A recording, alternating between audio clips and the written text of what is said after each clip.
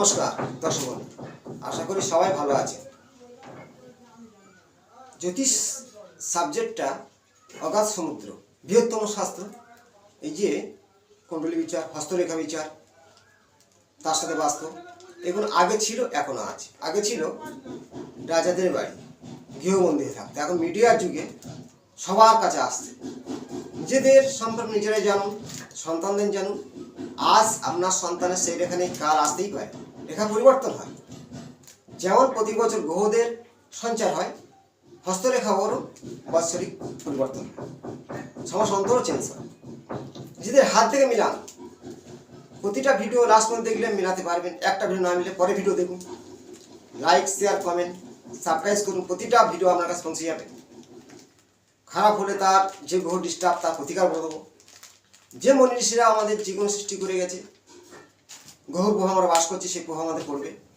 100% খারাপ, তার প্রতিকার করলে 50 তো কাটবে। মন্ত্র জপ, পূজাস্তিক, কালার থেরাপি, সবার শ্রেষ্ঠ হলো বাস্তব। আমাদের যেমন বাস্তব, আমরা ঘুমাবো, ভাবন মানে ভাবনা, বাড়ি তেমনই ভবন। সেই ভবনে ঘুমালে তেমন ভাবনা চিন্তা আসবে, তেমন আমাদের চাঞ্চল্য হবে। বাস্তব আমাদের মূল জীবনে পরিচালিত করে। বাস্তব যদি ভুল হয়, জীবনে ভুল হয়। বাস্তব ডিস্টার্ব হলে নিজের জীবন ডিস্টার্ব হবে। শোক, তাপ, কষ্ট, দুঃখ, যন্ত্রণা বাস্তের থেকে বেশিরভাগ আমরা পেয়ে থাকি। আমাদের হাতে খারাপ ভালো মন থাকতেই পারে, কিন্তু বাস্তব যদি খারাপ হয়, খুবই খারাপ ঘটবে। বাস্তব ভালো হলে হাতে খারাপ আছে, অতটাই ঘটবে না। আমি যে হাত নিয়ে ভিডিও দিচ্ছি, বাস্তব দিয়েছি, আবার বাস্তব নিয়ে জানাবো। দেখুন, আজ যে বিষয়টা জানাবো, ভালো শিল্পী, খুব সুন্দর গান করে, ড্যান্স, বিখ্যাত একটা ব্যক্তির হাত, নামি দামি, কেমন তার রেখা হয় আপনার হাতে আছে, মিলিয়ে নিন। শিক্ষা অর্জন করেছে, ভালো শিক্ষিত, এটা সরকারি চাকুরি কিন্তু করে না, ভালো শিক্ষা অর্জন করেছে। শিক্ষা অর্জন কার সাহায্য হলো, এক এক করে বোঝাবো। প্রথম দেখুন, বৃহস্পতি স্থানটা খুব সুন্দর সুগঠিত। বৃহস্পতি, বৃহস্পতি কে? দেবগুরু বৃহস্পতি, দেবতাদের টিচার। বৃহস্পতি সৌন্দর্য মানুষে শিক্ষা অর্জন করবে। তার সাথে চন্দ্র, চন্দ্র হচ্ছে কি এক সৌন্দর্য আলোকিত গ্রহ। চন্দ্র স্থানে একটা মৎস্য চিহ্ন আছে, এই চন্দ্রের নাম। তাহলে বৃহস্পতি ত্রিভুজ, চন্দ্রের মাঝের চিহ্ন। চন্দ্র বৃহস্পতি গজক কেশরী যোগ সৃষ্টি করলো। এখানে শিক্ষাগত যোগ্যতা তার মধ্যে আছে। চন্দ্রের মৎস্য চিহ্ন, ভালোই ড্যান্স, নাচ, যত রকমের নাচ, খুব সৌন্দর্য গানও করতে পারে। এরা হল শিল্পী জগতের মানুষ। তাহলে তার যশ সম্মানটা কে দেবে? রবি দেবে। রবি রেখা সৌন্দর্য, রবি ফিঙ্গারটা খুব সুন্দর সূচনা। রবি রেখা এসে বুধ রেখাকে স্পর্শ করেছে। বুধ রেখা, বুধ রেখা কাকে বলে? ব্যবসা রেখা কাকে বলে?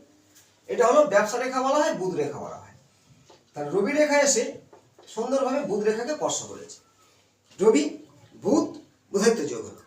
যেন হরস্কোপের মধ্যে বুধ আর রবি বুধায়িত্ব যোগ বলি, তার লাইফে ভালোই সে শিক্ষা অর্জন করবে, একটা জায়গা প্রতিষ্ঠিত হবে। তেমনি এই বুধ থেকে রেখা আর রবি থেকে রেখা একসাথে জয়েন্ট হয়েছে, একটা অ্যাঙ্গেল তৈরি করেছে। রবি বুধ সৃষ্টি হবে, বুধায়িত্ব সৃষ্টি হবে। এবারে ভাগ্যরেখা খুব সুন্দর সুগঠিত। বুধ থেকে রেখা ভাগ্যরেখা জয়েন্ট, বড় ধরনের একটা অ্যাঙ্গেল। মানে এই ব্যক্তিদের শিল্প জগতে গিয়ে প্রচুর টাকা কামাবে, নাম যশ খ্যাতি অর্জন করবে। তার মধ্যে ধীরতা থাকবে। বৃহস্পতি ধীর স্থির। চন্দ্র খুব সংগঠিত, সৌন্দর্যের চন্দ্র। চন্দ্রস্থানটা মাছের চিহ্ন আছে। মৎস্য চিহ্ন চন্দ্রে কি করে? তাকে ঠিক পরিচালিত করে। মাছকে দেখার জন্য আমরা যখন আকর্ষণ করি, অনেকে খায় না মাছ, কিন্তু মাছ দেখার জন্য। তার মানে সেই ব্যক্তি যখন টেজে উঠবে, তাকে দেখার জন্য লক্ষ লক্ষ মানুষ আসবে। সে যখন কথা বলবে, খুব সুন্দর কথা বলবে। চন্দ্র যদি 2 নম্বর, লগ্ন থেকে 2 নম্বরে থাকে, খুব সুন্দর বাক্য বলে, কথা বলে। তার সাথে বুধ ভালো হলে বাক্য তার খুব সুন্দর। তাহলে আমাদের হাতের মধ্যে যদি বুধ ভালো, চন্দ্র ভালো থাকে, সেই ব্যক্তিরা তাদের কণ্ঠস্বর খুব সুন্দর হয়, মানুষকে বোঝাতে পারে। বৃহস্পতি সুন্দর, শিক্ষা অর্জন করছে, দৃঢ়তা তার মধ্যে আছে। এবার শুক্র সুগঠিত, ঊর্ধ্বগামী রেখা আছে, জাল রেখা নেই, চরিত্রও ভালো, ধীর স্থির মানুষ। প্রতিটা রেখা ঊর্ধ্বগামী, শিরোরেখা সুগঠিত, সৌন্দর্য, হৃদয় রেখা বৃহস্পতি গমন, হৃদয়ও খুব ভালো, মনও ভালো। এই জাতক বা জাতিকা যদি এমনই রেখা থাকে, আজ তার হয়নি ছোট, বড় হলে সে একজন ভালো শিল্পী হবে, শিক্ষা অর্জন করবে, যশ সম্মান খ্যাতি ভরে উঠবে। সে নাচের শিল্পী হতে পারে, কণ্ঠস্বরে গান, খুব সুন্দর গান গায়ক হতে পারে, সে হরিনামে গায়ক হতে পারে, ক্লাসিক্যাল গানের ভালো গায়ক হতে পারে।